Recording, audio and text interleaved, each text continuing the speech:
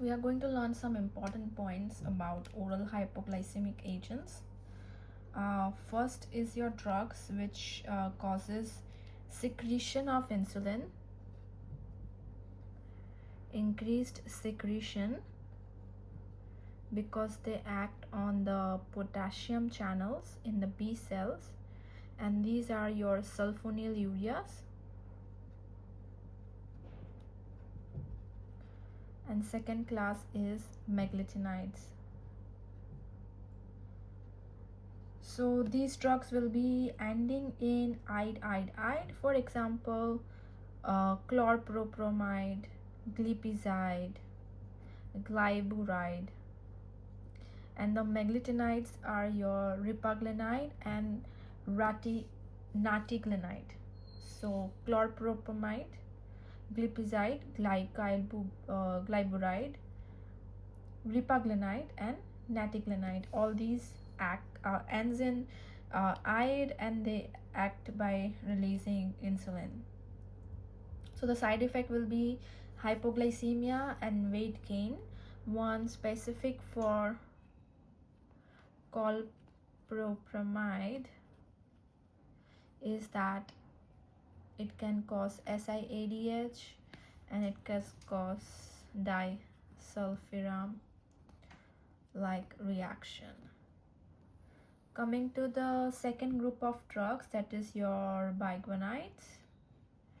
In that you have your metformin and other drugs which will end in metformin. This is the first line drug. How do they act? Is they stimulate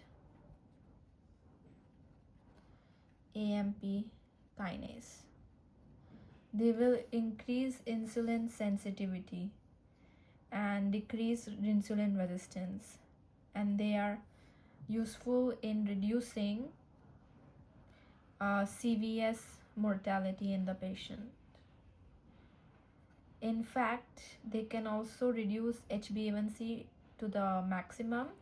So maximum HbA1c reduction is seen with metformin.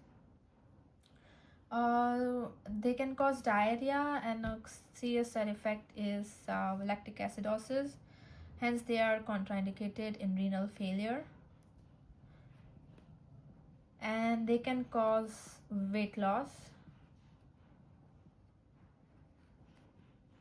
and B12 deficiency. So B12 is given in the long run.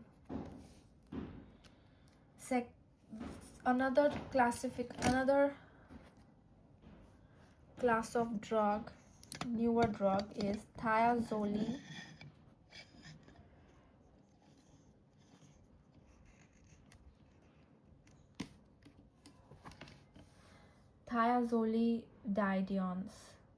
So in that you have your pioglitazone and your rosiglitazone.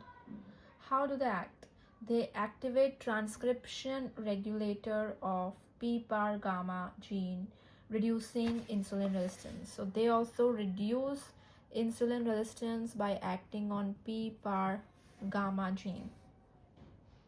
Their side effects is weight gain. So they can cause weight gain. Contrastingly, they can cause heart failure. They are toxic to the liver, and they can cause fractures. There is a risk of bladder cancer with pioglitazone. So pioglitazone, risk of bladder cancer. And there's a risk of myocardial infarction with rosiglitazone. So bladder cancer, pioglitazone, MI, rosiglitazone. Coming to the next drugs is GLP-1 analogs. GLP-1 analogs end in tide. So you have your exenatide, liraglutide, tirzepatide, which are given subcutaneously.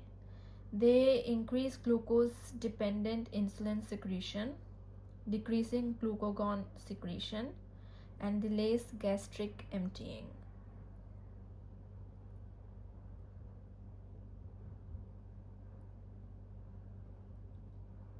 And increased satiety, weight loss. Pancreatitis is caused by GLP-1 agonist. They can cause medullary thyroid cancer. Nasopharyngitis by DPP-4 inhibitors. DPP-4 inhibitors are contraindicated in renal failure except linagliptin. An example of DPP-4 inhibitor is sitagliptin, sexagliptin, and linagliptin, which are taken orally and are weight neutrals. So starting with GLP-1 analogs, you have your exenatide, you have your liraglutide, you have tirzepatide, and you have your semaglutide, right, which is most commonly used for weight loss. This all are taken sub-Q, but this is taken orally or can also be given sub-Q. Orally have many GI side effects. And the other is DDP4 inhibitors. In that you have your linagliptin. Glutide was here, and this is gliptin. Sexagliptin and sitagliptin. So these are your DDP4 inhibitors, and this cause weight loss, but these are weight neutral. Side effects are important. So side effects are pancreatitis, medullary thyroid carcinoma, nasopharyngitis, and these are contraindicated in renal failure except linagliptin, which is safe. Then coming to amylin analog, and how do these act? So they increase glucose dependent insulin secretion. Glucose dependent insulin secretion delays gastric emptying like the hormone incretin and decreases glucagon secretion. Amylin analog is your pramlintide, which decreases glucagon secretion and delays gastric emptying and increases satiety. So your amylin analog is pramlintide,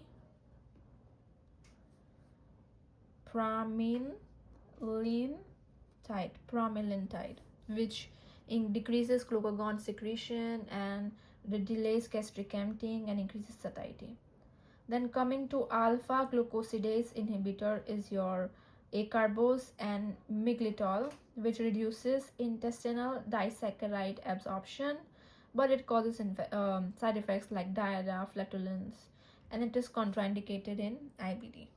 So that are your alpha glucosidase inhibitors,